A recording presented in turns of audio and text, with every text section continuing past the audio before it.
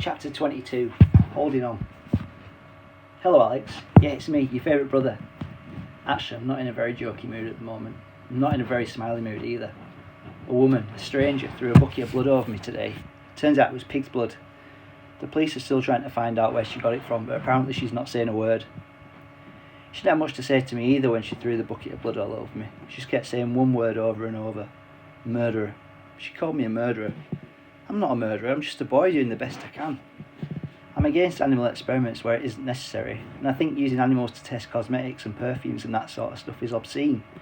But I read on the internet there have been major medical advances that depended on animal research, like anaesthetics and the diphtheria vaccine, and drugs for asthma and drugs for high blood pressure, and heart transplants and insulin for diabetics, and treatments for leukemia, and penicillin to treat infections.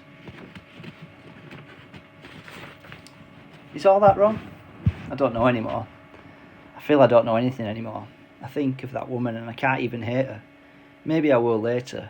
Maybe I'm still in shock. I don't know what I would have done if my friends hadn't been there, especially Marlon. We're having such a great time. Then it all got spoilt. Because of her. Because of me. We'd all been swimming. I used to be quite good at swimming before I caught the viral infection that started all this. We played Daredevil Dive. That's where you have to dive to the bottom of the deep end, then come back up and race to the side. I didn't make it to the bottom. I ran out of breath. Marlon usually comes up first when it comes to Daredevil Dive, but today he came last. Do you know, I've only just realised why. I think he stayed back deliberately to keep an eye on me.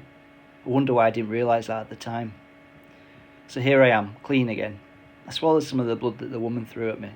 My mouth was open and it went in my mouth and ran down my throat. I was as sick as a pig afterwards, but how do I know all this stuff is out of my stomach? The doctors tried to reassure me that I only swallowed a minute quantity, and because I was sick immediately afterwards, it's very unlikely that there's any left in my system. But how can they know for sure? I had a shower when I got home, a shower that lasted for an hour and a half. I let the water run into my mouth and down my throat. I don't think I should have done that. Shower water isn't the same as tap water, but I couldn't help it. I can still taste that foul stuff in my mouth. I've used up a brand new tube of toothpaste brushing my teeth for half an hour. I'm all clean again, so why do I still feel so dirty? Why do I feel as if I'm only holding on by my fingertips? I asked Dad what had happened to the woman who threw the blood. He told me she's been arrested. I can't help wondering where she got the blood from. Dad doesn't know. She wouldn't have killed some poor animal just to throw its blood over me, would she? Anyway, Dad was all for going to the police station first thing in the morning to press assault charges. I must admit, I thought she'd have hit me with a bucket to be she'd have to have hit me with a bucket to be charged with something like that. But Dad says this is still assault. You should have seen Mum and Dad's face when I asked them not to press charges against the woman. Even now I don't know why I did that. Part of it is that I don't want any more fuss. I don't want a big drawn out case with my face in the paper every 2 seconds. But it was more than that. I want to prove to everyone, and myself I think, that I'm better than that. Not in a superior stick my nose in the air kind of way. But I've forgiven her, so what's the point of prosecuting her? And I really have forgiven her, which I must admit I find astounding. But Nan was right, life's too short to bear grudges. You remember that. But Alex, I don't know what to do or where to go from here. All I know is that I have to get fit and stay fit. I must. I have to show that woman, and Mum and Dad and the whole wide world that this was all for a reason, a good cause. Otherwise it was all for nothing, and what's the point?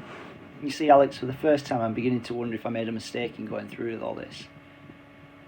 Do you think I made a mistake? I don't know anymore. I don't know anything anymore. I just want to. It's alright, I'm not going to cry. I'm not going to cry. I'm not going to cry.